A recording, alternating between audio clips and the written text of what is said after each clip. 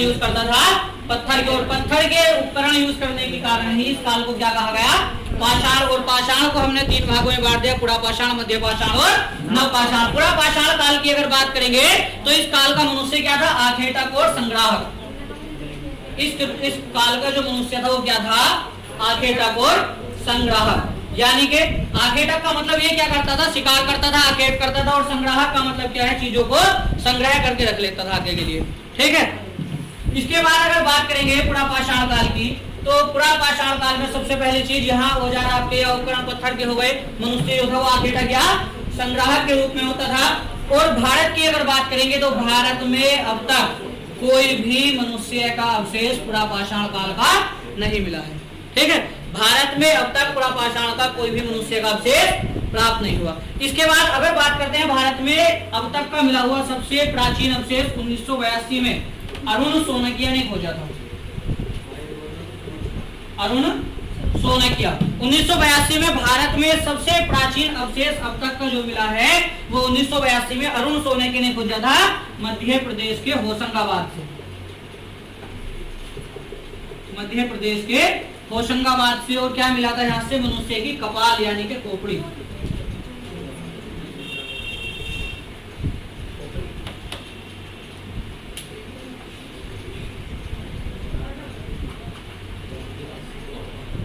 ठीक। इसके बाद अगर बात करते हैं इनकी एक उपलब्धि क्या थी कि इन्होंने आग की खोज कर ली। आग की खोज, लेकिन खोजी हुई इनको ये नहीं पता था कि इसका यूज क्या है। ठीक है, कभी ऐसा होगा ना, जैसे आप लोग खुरापात करते हैं, ऐसे ये खुरापात करते हैं, कहीं किसी के पत्थर फेंक का मारा होगा, वो दूसरे पत्थर से टकरा गया, उससे चिंगारी निकली, इन्हें पता चल गया कि इससे कुछ होता है ना। हाँ, उसका धीरे धीरे इन्होंने यूज करना शुरू किया। दोबारा एक पत्थर फेंक का मारा होगा, है ना, जैसा आप लोग करते हैं, किसी का सिर अगर फूटने से बच गया तो एक और मारो, एक से। ठीक, तो इस काल में क्या हुआ, आग की खोज हो गई। और आग की खोज के बाद अगर यहाँ हम बात करेंगे तो भारत में इसके कोई भी अवशेष अब तक नहीं मिले हैं। अगर बात करते हैं मध्य पाषाण काल की, तो मध्य पाषाण काल में आते आते मनुष्य क्या हुआ, धीरे धीरे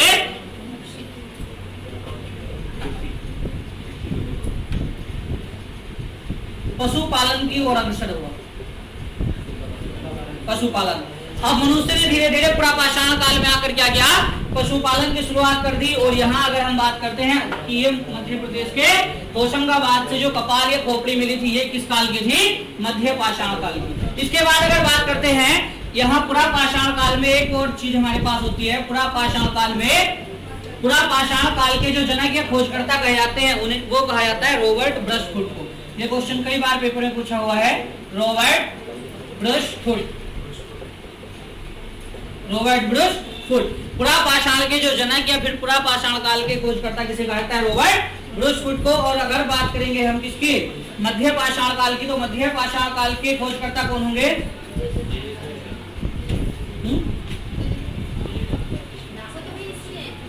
J.L. कार्लाइल।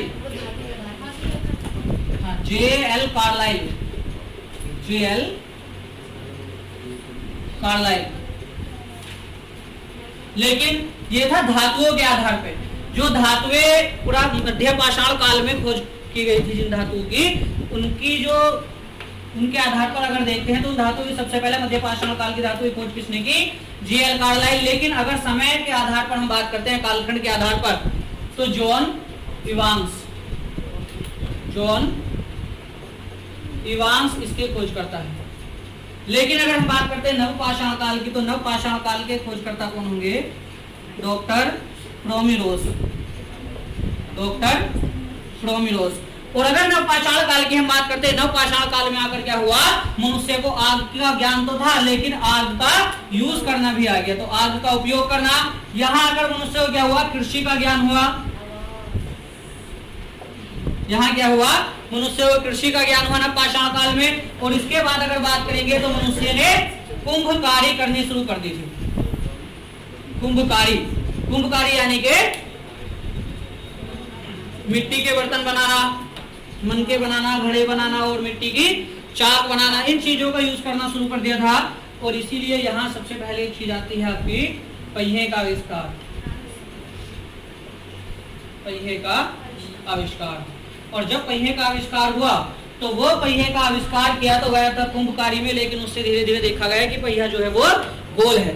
जब हम इस पहिए को, अब जैसे उन्होंने क्या किया होगा, कभी पहिया यूज किया और उठा के एक साइड में इस तरह से खिसका के रख दिया, है ना, फ्रैक्शन करा के, उसको घर्षण करा के, और उसके बाद क्या हुआ, उन्होंने देखा कि अगर हम दो पहियों को एक साथ जोड़ दें तो वो कुछ दूर तक चले भी जाते हैं, इस तरह से बस छोड़ दो, भागे चले जाते हैं अपने आप ही गोल होने की वजह से।